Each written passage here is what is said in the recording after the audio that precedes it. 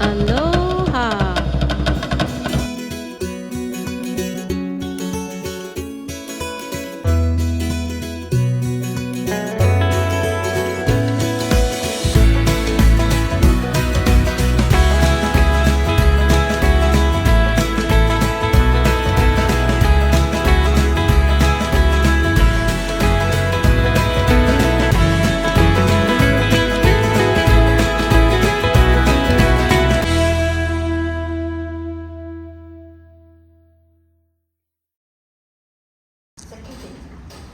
Okay, tonight I'm going to make it short because we have a special guest, none other than Scot Mitamura. Okay? You all, Scot?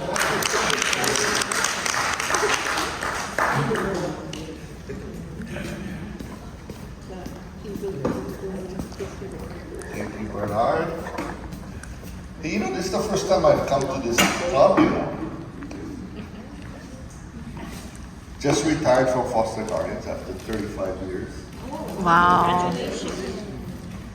Like Doug DeMoss says, he couldn't believe I lasted that long. Yeah, you didn't think I would make it that long. I didn't think so either. But I managed to be so outspoken, they couldn't wait to get rid of me. Because I'm always there to advocate for the orchids, fight for the orchids and try to make the best conditions for them. And unfortunately, I don't think they have much now. I think they have to go and buy. Anyway,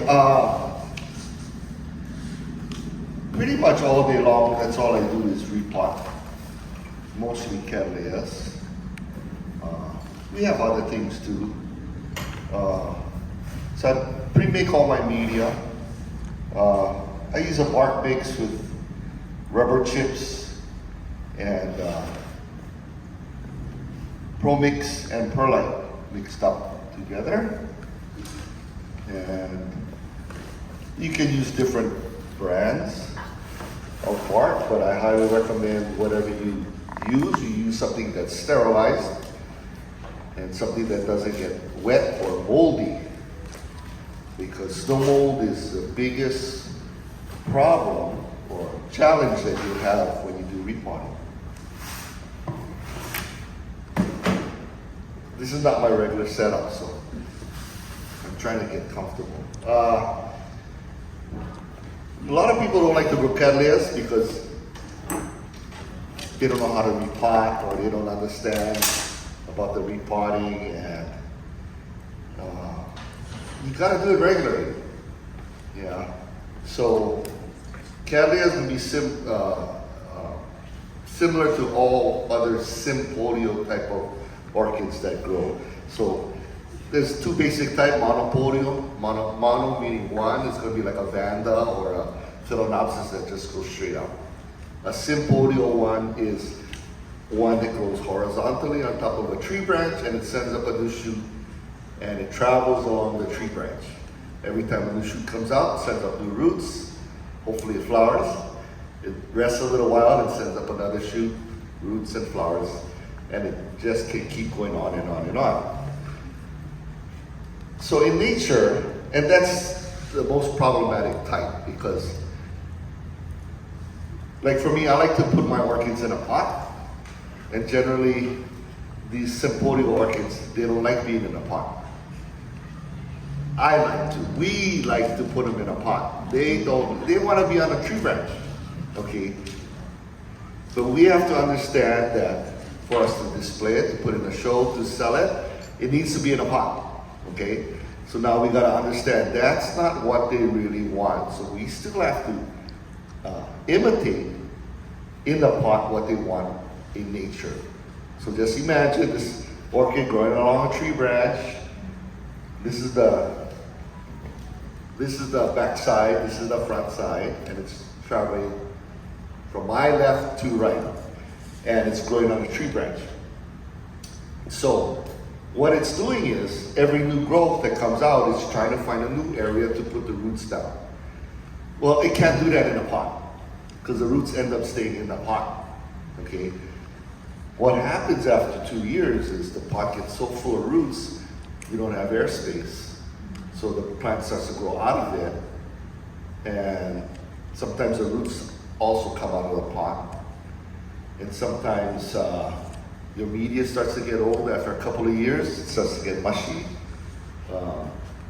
Salinity increases, salt buildup. The more you fertilize, the more salts are in your media. Anything organic starts to break down. Humic acid is formed. Acidity is low pH. So pretty soon your pH in the media gets too acid or too low, so the roots die. So you have that going on, you have the salinity, the media is getting salty, the roots die. The media is getting old, mushy, snow mold gets in, starts to break down, your air spaces get clogged up and you don't have airspace. So there's a whole bunch of things going on in this pot that you don't know, and all of a sudden the plant dies, it crashes, yeah. So I call it toxic media, but the plant will grow and grow and grow, and after a while, it starts to die from the inside. And next thing you know, one leaf is turning yellow, falling off, then another leaf, and then by the time you look at it, get to it, it's already, the rot has gone systemically throughout the plant. So you've kind of lost it. So to prevent that, what you want to do is try to repot it every 2 years or less. Some of my good orchids, I repot them every year, some every 6 months. And I just cut off the back side and move it in the pot and put fresh media in it. So it's really easy, it just takes a few minutes to do. You can grow it other ways. If you can get your media to last long, you can grow it in specimen plants and not divide them up and grow them to get a lot of flowers blooming at one time. Okay, so kind of my rule with the Cattleyas, if it's something that flushes and blooms all at once, if it's a small flower type, I'll let those get into a more specimen plant. But the big flower ones, I tend to divide, and I like to get them on single growths. So the big flower ones are really nice when the flowers are real big. So you try to just exaggerate the type of flower by how you want to grow it. Okay, so what else?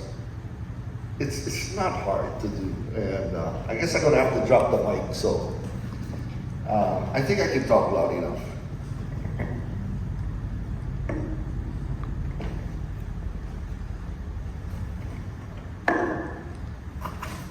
So I work on newspapers, because whenever we touch an orchid, it's like a doctor doing surgery on a plant, okay?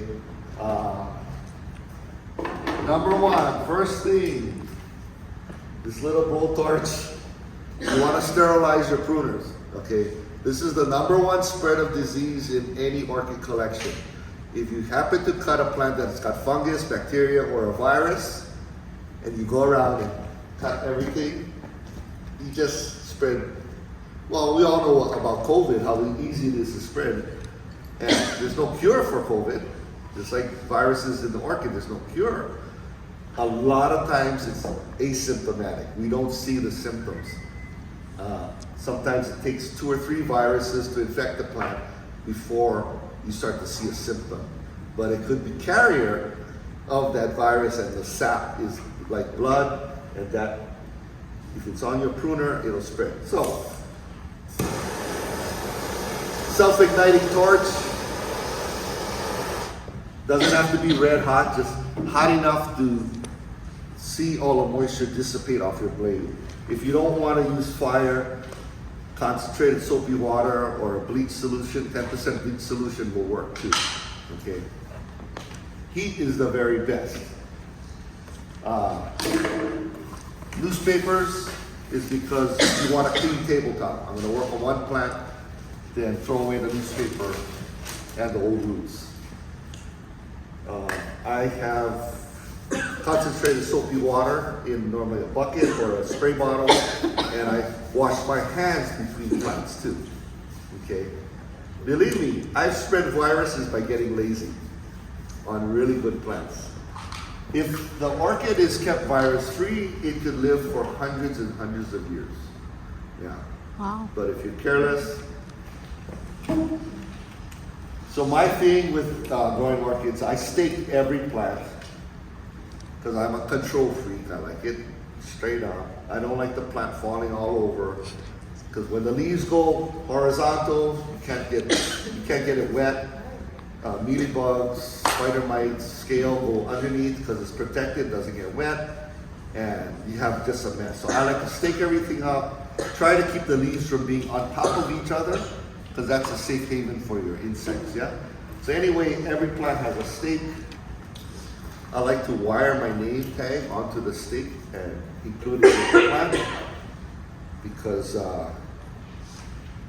good example, Foster Gardens. A lot of my labels get taken out because someone takes a picture and they want to find the label and then they can't put it back in.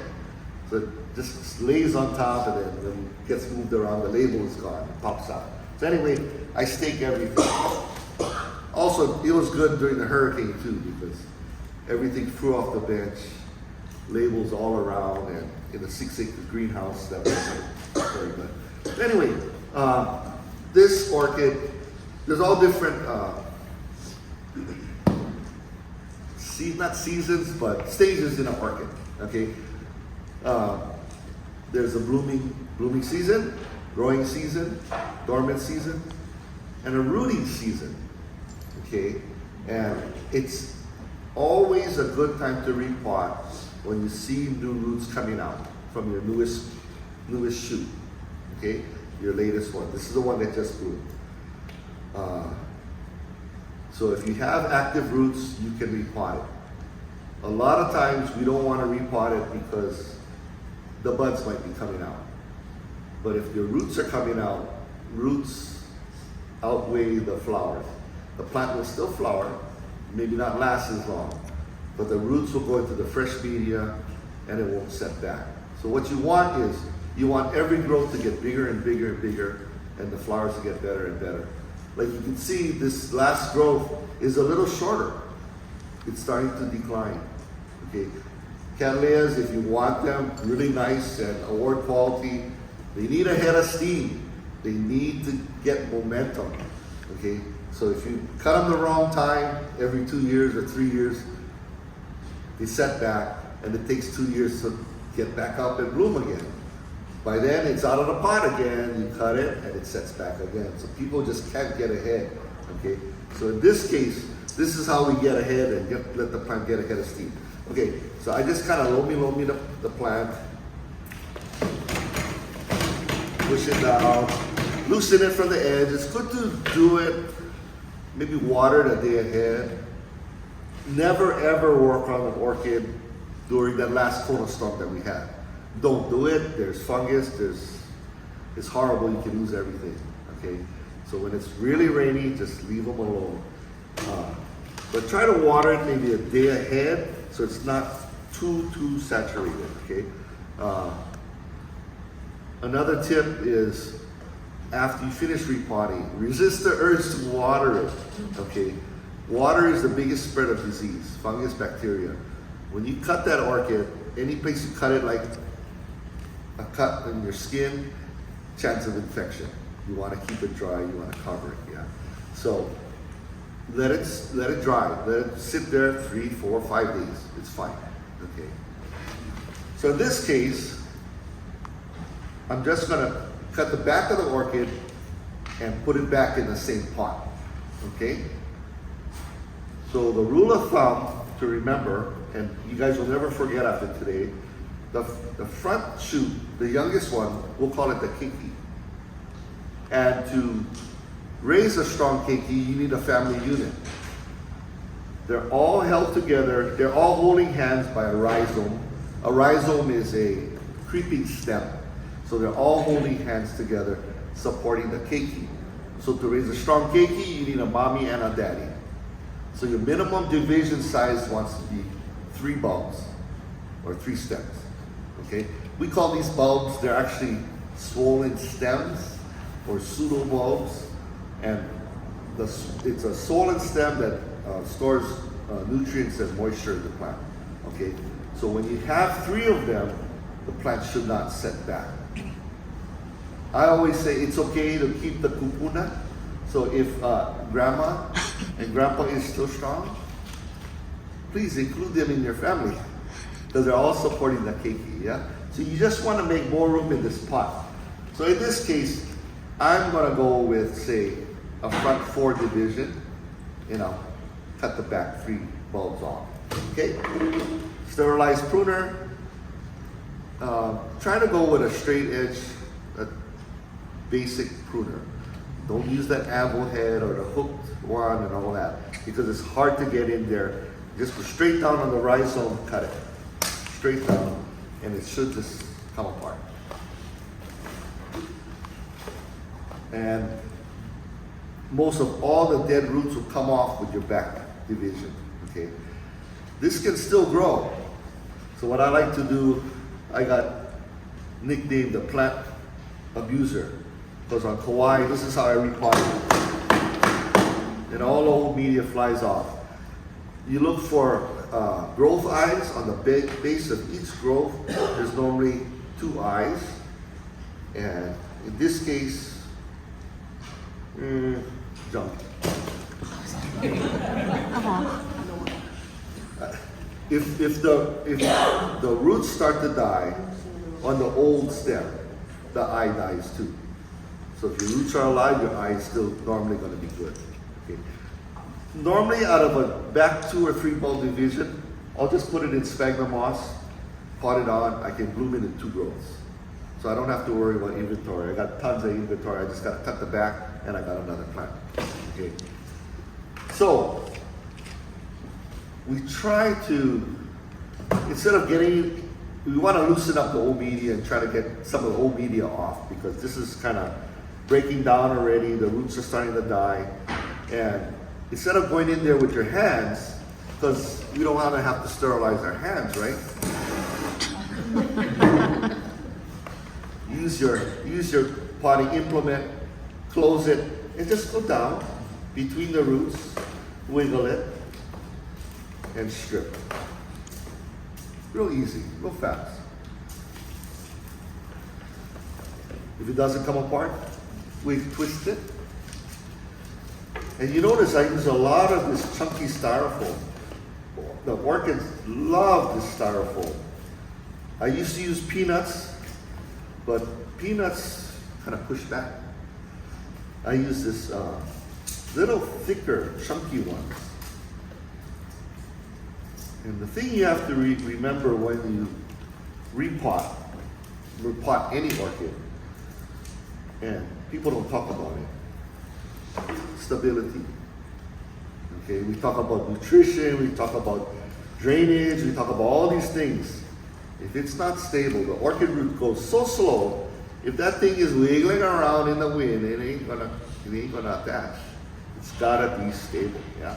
So I wedge this styrofoam in there, and the plant is rock solid. So anyway, most of the roots, not too bad. But I know already the newest growth is a little smaller, so it's starting to decline.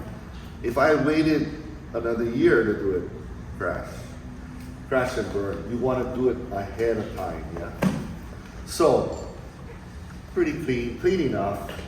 Old timers used to do this. They used to pull ahead everything, cut everything off. But you know, if it's alive, it's alive. I leave it off. Okay. When you repot, now is the time to also clean all this sheathing off the plant. This is a leaf sheath or a stem sheath, and it's there to support the new growing shoot because it's very soft when it's young. Once the shoot grows and matures and hardens, then this leaf sheath becomes insignificant. It's served its time, so it starts to dry up. If you leave it on, then all the bugs going to eat all your scales and all that, and then you got problems. Okay, so this guy is clean. This pot, since I didn't have any rot or anything in, I'm going to use the same pot. Same pot. You don't wash the pot. Do I wash the pot? Yeah, once in a while. If there was any disease or anything, or if it had a lot of salt buildup, of course, I 10% bleach, soak overnight, scrub it with a scouring pad. If I'm going to put another plant in it, definitely so, because of the virus. Yeah. What is snow rot? Is that white, okay, powdery snow mold, looking yeah. snow mold? Yeah. If you're the barks, this. Like sometimes I see white in my. That's Yeah. what it is. Okay. This is snow mold. So snow mold is a saprophytic, that's the term, of a fungus that grows on dead plant tissue. So you got to remember the orchid bark is it's a byproduct of the lumber industry. So they're making all the lumber and they're chipping the wood, and this is the stuff that's left on the ground. And in the old days, we had old growth forests, and the tree rings were really close together. The wood was really, really dense. Now we're harvesting a lot of new growth forests, which are replanted, fertilized, so they grow real fast, but the wood is very corky, and you don't have the dense growth rings.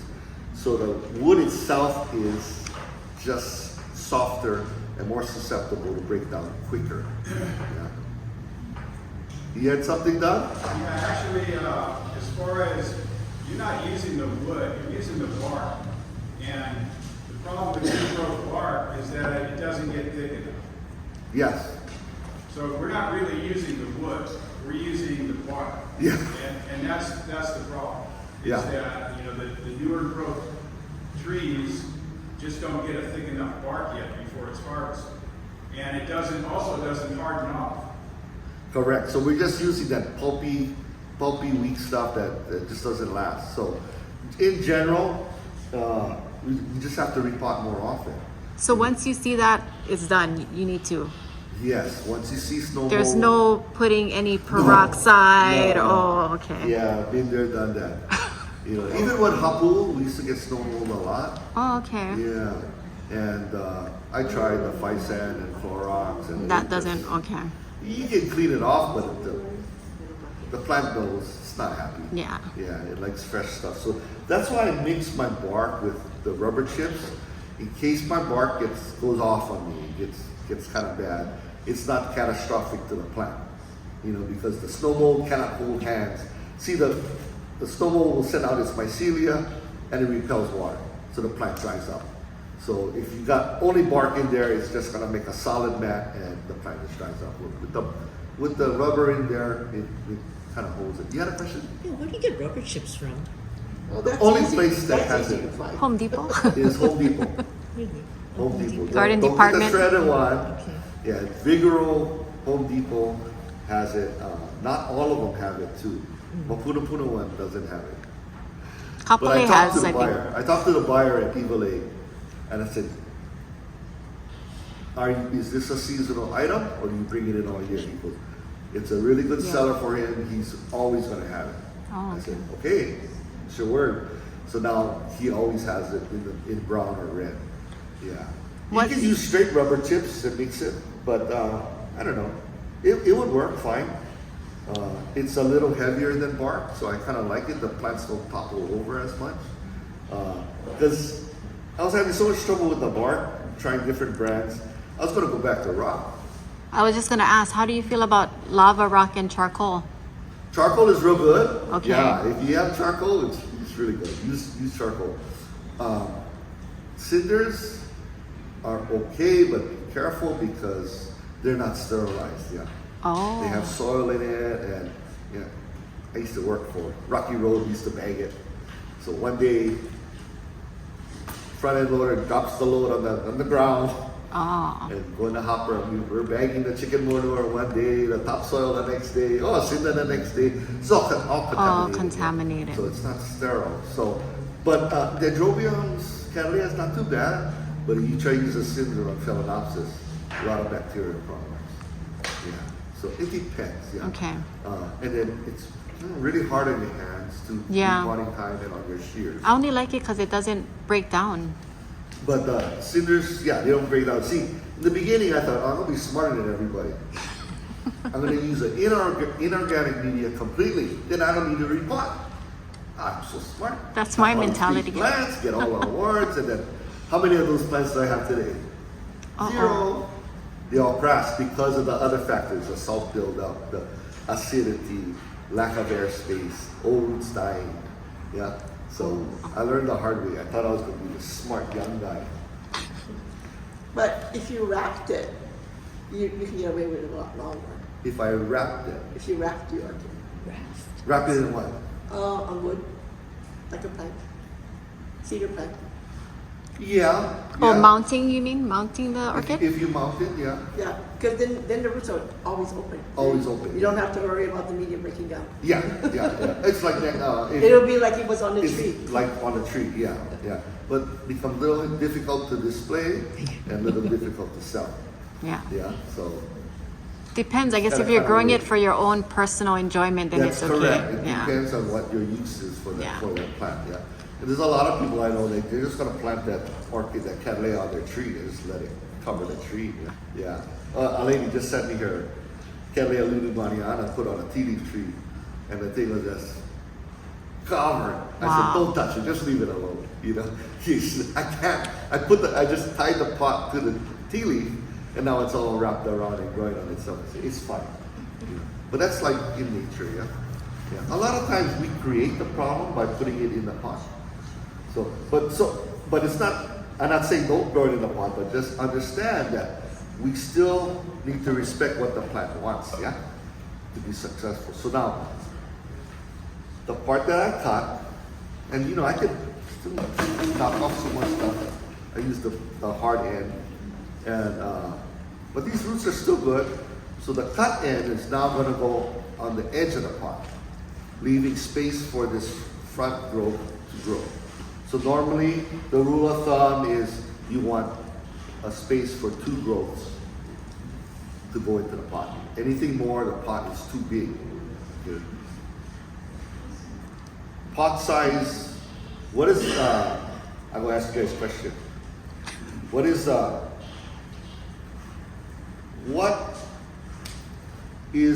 pot size determining for you? And old timers don't answer this.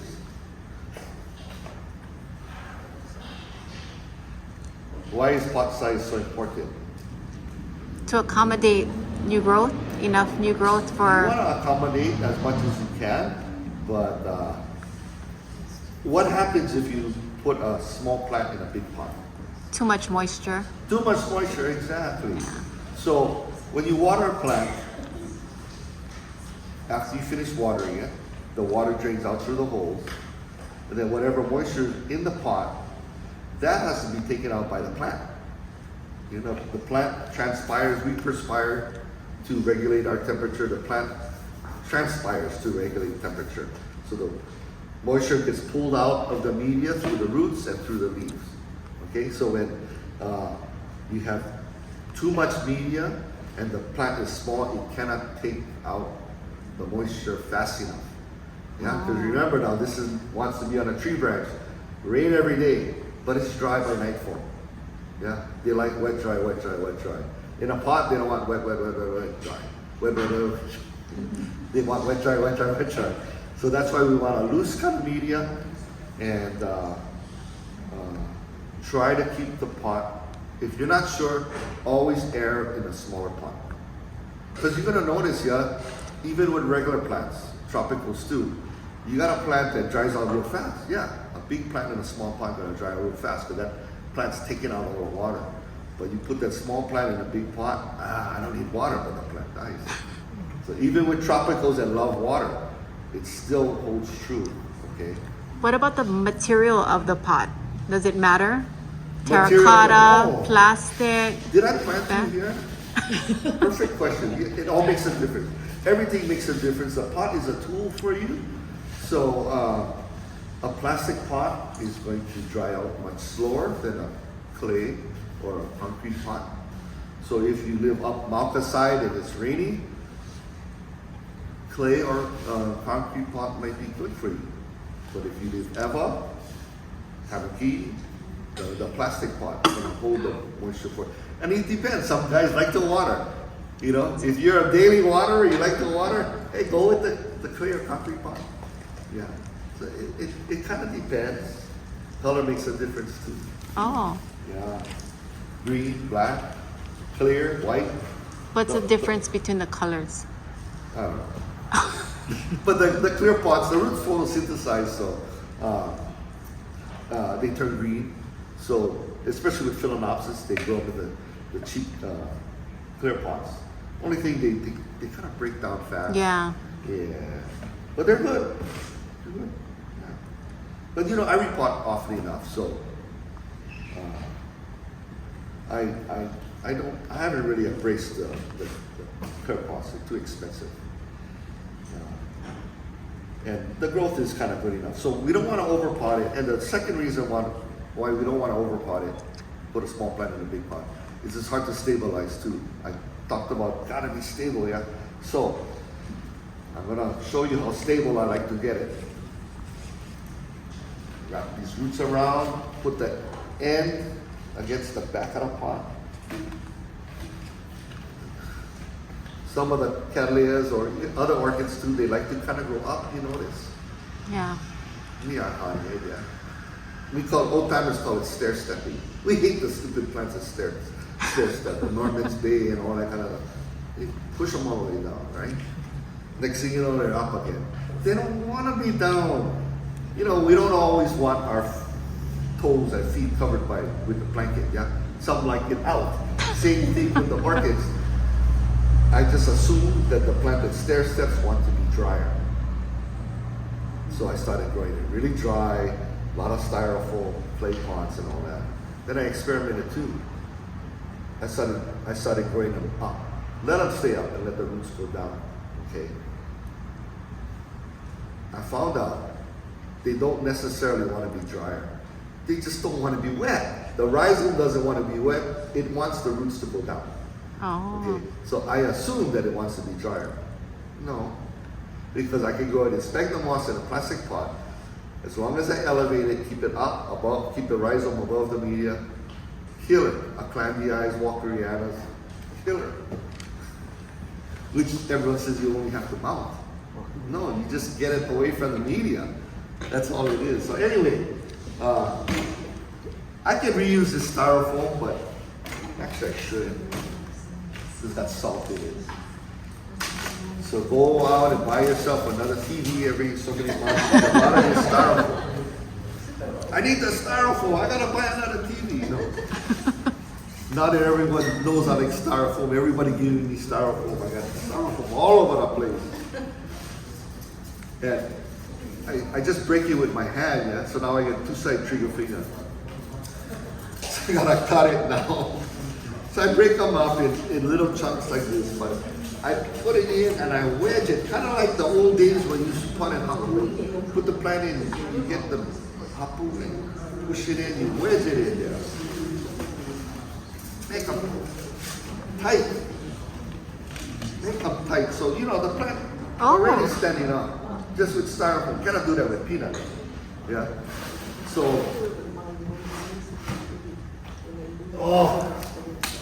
this table, that's for kids.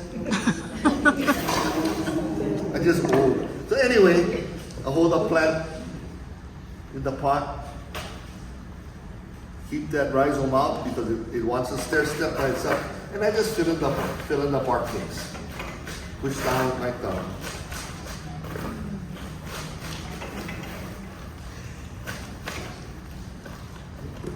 And it's done. Now, I don't like to put media on the bottom, underneath. Everybody wants to do that. When you do that, the plant ends up being too high. And once it's high, you cannot put it back down unless you pull it back out. So I rather put it all the way down, and then you can pull it up and add more media to get the right height, okay? And then the top of the media, you want it down at least a ½ inch to an inch below the rim. Okay? Commercially, we see it all mounted all the way to the top. Commercial people gonna ship it out. So they're gonna put newspaper on top and tape it. If there's an air gap, the thing gonna arrive all with the bark all loose. If you're not shipping it, put it below the edge of the pot, ½ inch to an inch. That way when you water, the water goes in the pot. The roots will hit the edge and hopefully stay in. When it's mounded, the water goes outside the pot, the roots go outside the pot. Okay? So that's not stable enough. You see, the thing is wobbling. You know me, I'm a control freak, right? Junk bamboo, the bamboo doesn't last anymore. Cut it. Oh, about 18, 20 inches of wire. And I poke this right through the styrofoam. It's leaning this way. I countersink the bamboo in the opposite direction, and I just wrap it around. Oh. So it's all tied up like my wife.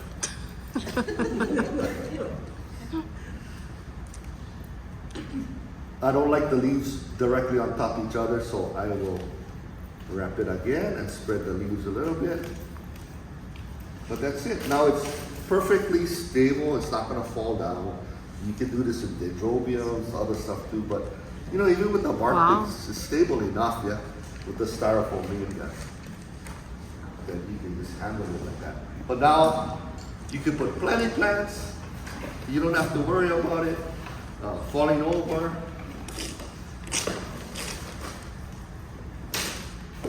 Now, if this one had a good eye, maybe again. Yeah. I would just make pretend. I got some moist sphagnum here.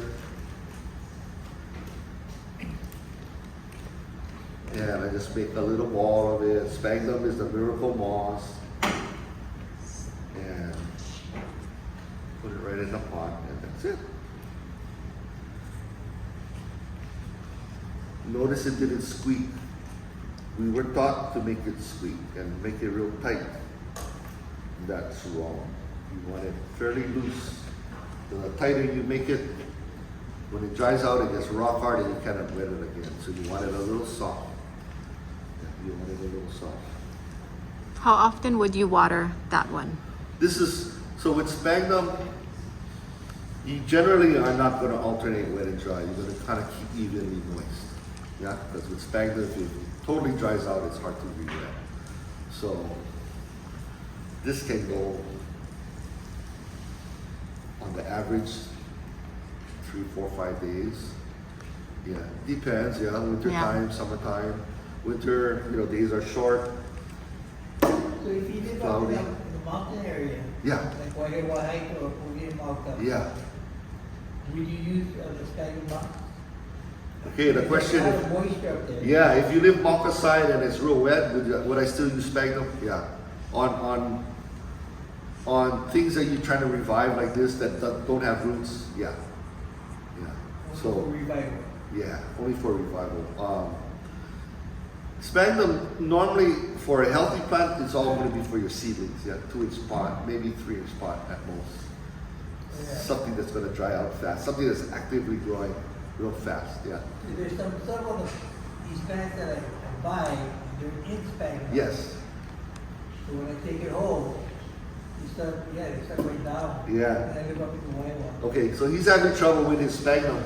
That when he buys a plant, the plants go downhill, they get rot and all that. A lot of times when you get the plant, whether it's flowering or you get a seedling, it's time to either bump it out, repot it, or change the medium. So it's already getting old is what I'm trying to say. So, like for me, anytime I get a new plant, first thing I do, I spray the crap out of it. I spray because I get a lot of, the worst pests come from the best growers. I say that because if they're having a hard time controlling it, how are you going to have trouble controlling it? So the thing is, I've brought in all the worst things, weeds, bush snails, any kind of snail, cinnamon snail, football snail, whatever you want to call them. I brought in all those pests. So now everything I spray it down, I slug bait it, and I repot it. I put it in my media that works for me. Yeah. So you know your area, you know what's going to work for you. If the sphagnum is too wet for you, then put it I in use there. a lot of plant septics. Yeah. Fire. Yeah. So the thing is, so you don't lose it in the future, then you repot it, put it in bark, or if you still want to try to sphagnum, take it out of a plastic pot, put it in a clay pot, or you might want to loosen it up too, because a lot of guys still plant them too tight. Yeah, and that makes it real problematic. Yeah, and especially after a couple of years in there, then we all have the same problem. Yeah. So for me, I like to change it to what I'm comfortable with and what works for me. Everybody a little different, yeah? Yeah. Yeah. That's the hard part, because what may work for you, the guy down the street will be something else. Yeah, Bernard. Yeah, I had problem with my Cattleya. The new shoot was coming out, Yeah. but after that, came brown. You know, the thing is just like covered, yeah? Yeah. And then the thing ready for come out, but the thing it turned all brown. Yeah, so Bernard he get in trouble with his Cattleya shoots. They come out and they start growing and turns brown. Never matures then, yeah. So sometimes, a lot of times, it's gonna be probably the media getting old. Gotta repot, and you know, almost all the problems. When I do this orchid doctor thing at Windward, what was the last time you repotted? More than 2 years ago? Yeah. That's always seems to be the problem, yeah. So the plant's kind of declining, it's getting weak, so it cannot complete the growth yet. Cattleyas will do that if they're too weak. So a good example is Cattleya walkeriana, Epi stamp 48. They flower on a leafless inflorescence. So the shoot come out, and without any leaf, the flower comes out. Because they have a long dormancy, sometimes 9 months in nature. So there's no time to make a leaf and then a flower. There's only time for the flower to come out, because your wet season is only 3 months long. Yeah. So Cattleyas tend to do that if the plant's too weak and not enough time, it's going to abort the leaf. Yeah. But it'll shoot out again. So you want to take off all that dry sheathing, make sure it's not rotted under there, and then I would repot. I just did a plant today, an awarded plant, Tokyo Bay, I think, and I said, wow. It sent out 2 leads, both leads dropped the leaf. The leaf turned black, dropped it, and the shoot was short. I said, this plant, the roots are gone. Sure enough, pull it out, the roots are all dead. Oh. And so it kind of wasn't strong enough. Yeah.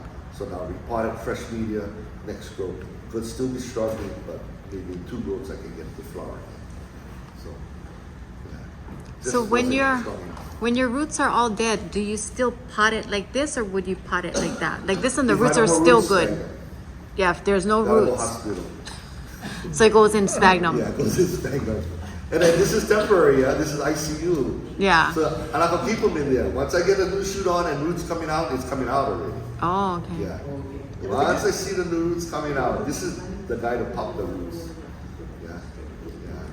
So will that grow? You're saying there's no eyes, but will it still like? There's an eye up high, but if it comes out, it'll be weak. Oh. So if I want to, I get plenty of plants, so I try to keep the ones with nice eyes, so that I can. So pop what the eye happens right to away. that rubbish? No, since I potted, I'm gonna try to grow it. Oh, just in Named my. after my wife, so I better not throw it away. This one too can stay from. Yeah. Okay, Scott, I remember there's a difference between unifoliate and bifoliate Yes. when you pot them. Yes. Okay.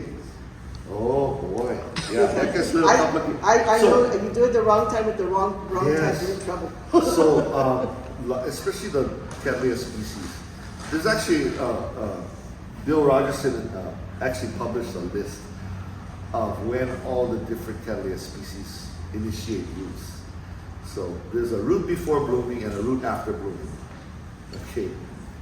The best time to repot is when the roots are active. Okay. So that's why I say it could be prior to blooming or it could be after blooming. The plants we all have trouble with, and everybody has the same trouble. Hard time keeping Toshiaokis alive. Everybody's Mine died.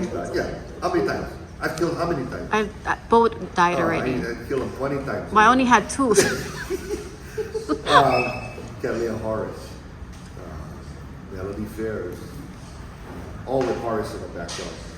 Golden cells, all same thing, yeah? Those are the ones, a lot of the yellows, summer yellows, like to root willet worms. Yeah, Oh. they like to root when the buds are when it's in sheath, that bud, so we don't touch it. We let it bloom, and we enjoy it, and then the roots are now finished growing. We repot it, the plant just sits there and it rots and dies. Oh. Because the roots are no longer active, yeah.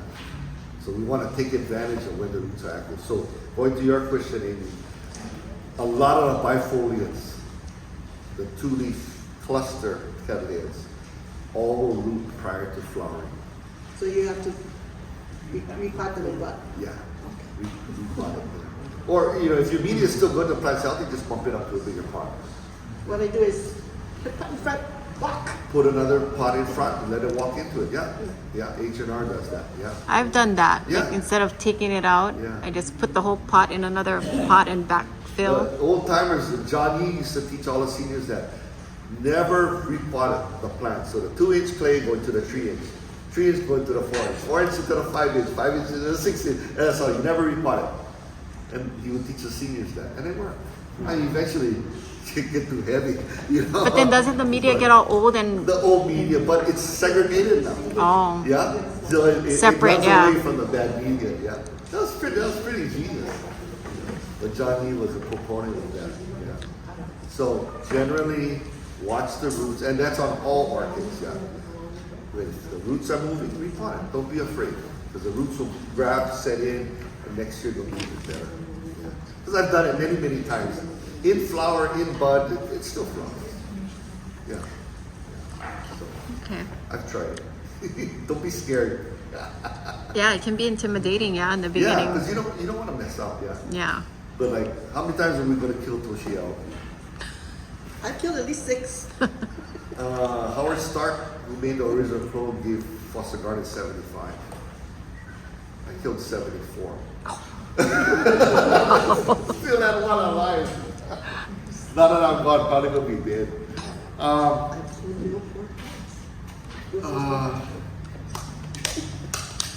I put a little bit of fertilizer in. What kind of fertilizer do you use? I cannot say what kind of fertilizer. This is special. No. Top secret. It's just Nutricoat, but a little bit more now. I mix Nutricoat 180 day with 360 day formula. There's a product I'm mixing this with now. It's called Grow Power, and Grow Power went off the market end of the year. They're being bought by another company. Should be coming out very soon. A lot of golf courses use it on the greens and stuff. Grow Power is like humus. It's pelletized.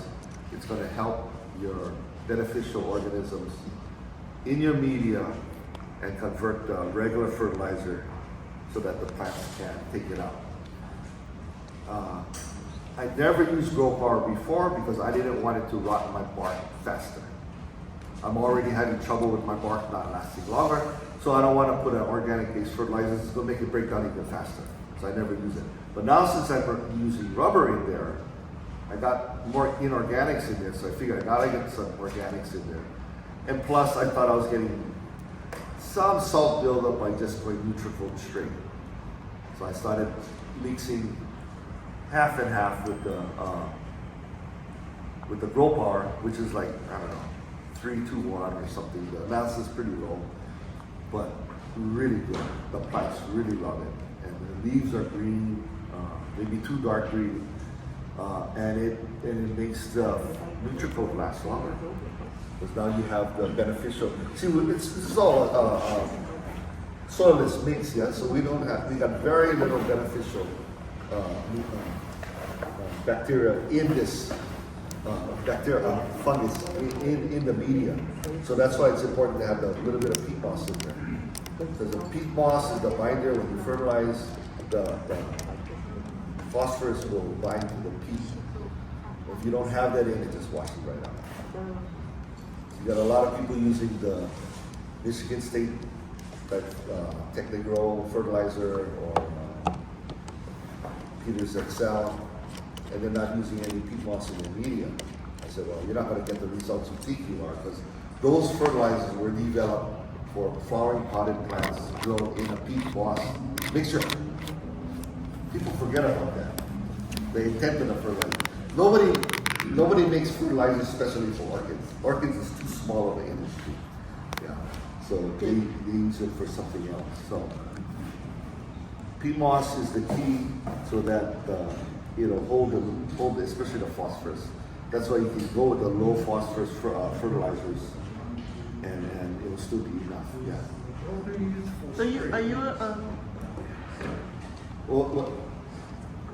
What do I use to spray? Fertilizer or chemical? Chemical. I alternate a lot. my, we all have trouble with the thrips, blossom leaves, big problem. I just alternate with anything. We talked about Bear. 7. 7, Bear 3-in-1. The Bear 3-in-1. I use the merit. The merit imidacloprid is the active ingredient in the Bear 3-in-1. Oh. Yeah. So I use that in the rotation. I got bags of 7. Cover good stuff. What are you spraying with now? What kind of stuff do you have? I try not to spray. Yeah. Nobody likes to spray, but if you're growing, like for me, a lot of my collection is flowering. Flowering plants, you gotta spray like crazy. Because you're not gonna get anything without spots and trip damage and all that. If you're growing more younger plants, then you don't have to spray as often. So good to get your budded plants in a separate area which you can monitor a little bit better and kind of spray that. And then for a lot of you that don't have a big collection, the Bear 3-in-1, that little blue bottle, and you can buy longs even, that's great because it's insecticide, fungicide, miticide. So whatever bug you got, you don't even know what it is, just spray that, it'll probably take care of it. What about peroxide, hydrogen peroxide? I've heard you can spray that. Yeah, hydrogen peroxide is okay. alcohol works too? Yeah, alcohol works too. You gotta do it every day though. Yeah, but there's no residual on it. And with the peroxide, pardon? You have to dilute it with water. No, you can use straight. You Yeah, just don't use it at noon. yeah. And then the hydrogen peroxide, once you open, exposed to oxygen, turns into water. Yeah. So you want to use the whole bottle if you want hydrogen type. Yeah. So, but Hydrogen soapy peroxide is water good for the is good. soil, for killing the soil fungus. Yeah, yeah. But soapy water is still good too, but your coverage has to be good. There's no residual kill on it. The soap coats the insect and cannot breathe, yeah? Insects have exoskeleton, so it coats it. But don't go too strong because the soapy water can burn the plant. Dendrobiums, hard cane dendrobiums, Cattleyas, they're pretty tough, but Daffodilums, your some of your Laturia and dendrobium, like a hirsutate type with the hair, anything fuzzy, don't spray soap water. Even African violets, anything fuzzy, don't spray soap water. Yeah, don't put it on chili pepper either, make it go. So, and then, like now they sell all different strength soaps in the store, yeah. So, it would just be like a cap full of quarter water on a traditional soap. But Dawn, Palmolive stronger than Dawn, and it depends on whatever brand, So, just gotta test on a few plants. And a friend killed his whole lawn. He had armyworms, he sprayed his whole lawn with the soapy water there, all turned brown. Oh no. Too strong, brother. How much you put? Oh yeah, it was all foaming all over the place. What about liquid fertilizer? Do you also do liquid? Liquid fertilizer I add in when I spray for chemical. Oh, okay. Yeah, so you can. I use it. 20-20-20. Triple 20 is good. Yeah. I think whatever. I don't know. Someone gave me this bag of one of the Michigan State Californias. Seems to work good. Even Miracle Grow, you can use. Miracle Grow good too. Yeah. Oh, okay. American Grow is easy to get. Yeah. So, when the guy sends me the picture, he used Miracle Grow, I said, don't change. Whatever works. But, I'm one to change. We don't like to eat the same food, yeah, so I think kind of good to change. A lot of the Hono guys, go high phosphorus end of the season too, yeah? Or do you do that or no? No? Lazy.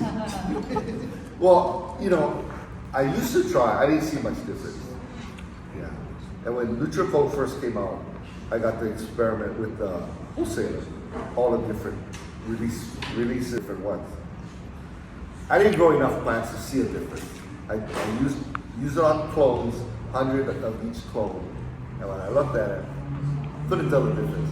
But maybe if I grow thousands, I could see a difference. But for me, I was too small. What about Dolomite?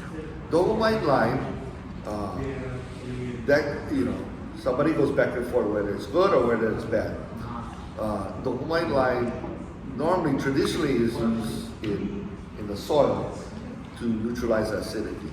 So especially like Kunia, the sugarcane field, pineapple field, they go with ammonia-based fertilizer for years. They gotta get the pH under control, so they gotta line it. They gotta Dolomite lime it to neutralize that pH, or raise the pH because it's too low. So that's one thing, and then it provides calcium too, calcium and magnesium. Yeah, so Dolomite is good.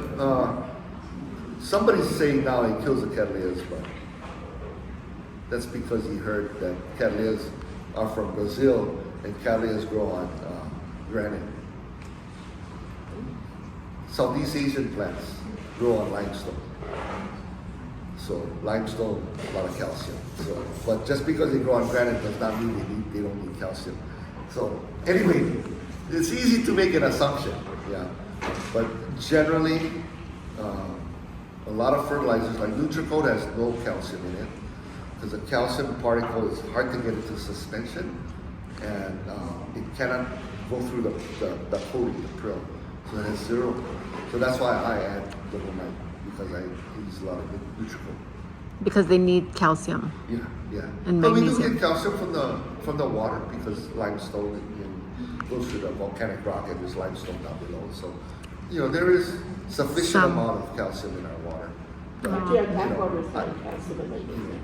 but I think calcium pills for my bones. So I think good for me, good for the plant too. I mean, not gonna hurt, yeah. Okay. But if it's gonna neutralize the acidity, then of course, yeah. Yeah. So it's dual purpose. Yeah, a lot of stuff that the old timers use, it still comes into play. It still uses. Like that grow power, my grandfather used it. I got impressed with it because he used it on his papaya. He grew papaya in Kapoho. This was in the 60s.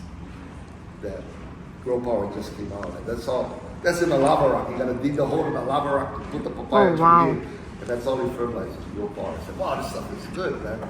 So as a small kid, I remember it. So I always incorporated it. But, any kind of fertilizer, the main thing is you do it regularly. It's not going to get anything from the media. Yeah, so. Especially if it's like mounted or. Especially if it's mounted, yeah.